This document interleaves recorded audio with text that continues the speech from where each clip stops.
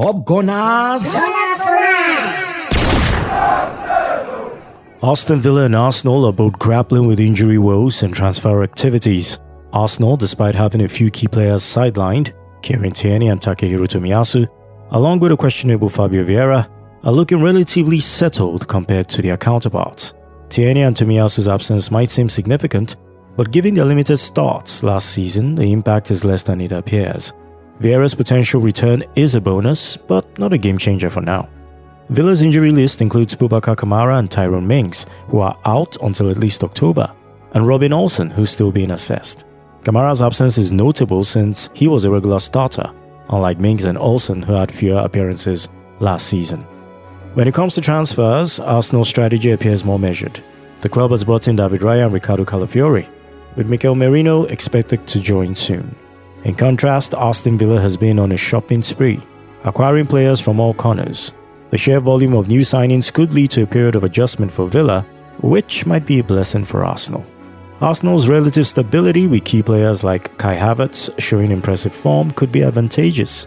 Havertz's impressive scoring record and overall contribution make him a crucial asset, and it's clear that he's not just a temporary fix, but a long-term solution. Historically, Arsenal has had a better track record against Villa, with more wins and fewer losses. Villa's last significant trophy was their Division 3 win over 50 years ago, and despite their claims of aiming for top 4, their defensive issues, 61 goals conceded last season, show their struggle in maintaining consistency. As we look ahead to the game on Saturday, Arsenal's settled squad and potent attacking options put them in a strong position.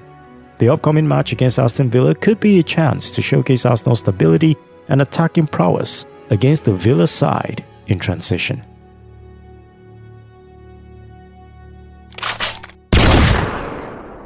Football's always evolving. Players shift, form wavers, and managers feel the heat. Yet, media trends have us craving constant change, pushing for new signings and managerial shakeups at every hiccup. Arsenal, however, has shown that a steady hand can be far more effective. Just a few seasons back, some were calling for Mikel Arteta's head despite his FA Cup triumph. Maurizio Sarri's name was floated around, but Arsenal stuck with Arteta, and now that decision's been golden, with consistent top 2 finishes showcasing the fruits of that stability. Contrast that with Chelsea's approach. Since their latest takeover, it's been a revolving door of managers, players, and staff. They've even swapped out their communication teams and medical staff like a never-ending carousel. Despite winning the Champions League, their league form has been all over the place, proving that constant upheaval isn't the path to sustained success. This summer's transfer window is a prime example. Chelsea's been throwing cash around, signing players left, right, and centre, but Arsenal's moves like bringing in Kai Havertz fit a bigger plan. We're focused on stability, youth, and a clear playing philosophy rather than just chasing headlines. Players are starting to see the value in Arsenal's approach. Havertz's performance and market value have soared in just one season, and others like Martin Odegaard, Ben White, and William Saliba have thrived under this steady regime. Chelsea's constant change, meanwhile, disrupts player development and makes them less appealing, despite the lure of big wages. In a world that often glamorizes quick fixes, Arsenal's steady approach is proving that lasting success comes from sticking to a clear vision.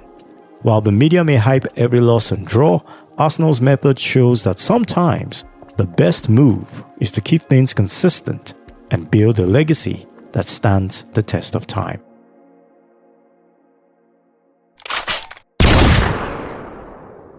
I caught a post with awesome pics on LinkedIn that warmed my heart. It was a recent insight from Debbie Larizamuje, Chief Operating Officer at Brilla Media and a leading figure in the Nigerian sports business scene. During a visit to the Emirates Stadium, Debbie was struck by how Arsenal communicates its values clearly and consistently throughout the stadium.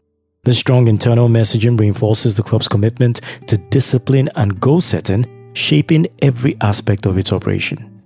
It's a powerful reminder that when your values are prominently displayed and frequently discussed, they become integral to your culture. Debbie also playfully suggested that Arteta's office could use a splash of color. It's a small detail, but it reflects how even minor elements can reflect a larger message about a team's identity and values. That's a wrap for today's episode of Up Gunners, and I hope you enjoyed delving into the world of Arsenal Football Club with me, Tony Doe. Don't forget to subscribe to stay up to date with all future episodes. If you have any thoughts, questions, or suggestions, feel free to reach out to me at upgunnerspodcast@gmail.com. upgunnerspodcast@gmail.com. I'm active on Twitter as well at upgunnersng, active on Facebook at upgunnersng. We're also on Instagram at upgunnersng. Until next time, keep the Gunner spirit alive, and remember, Up Gunners!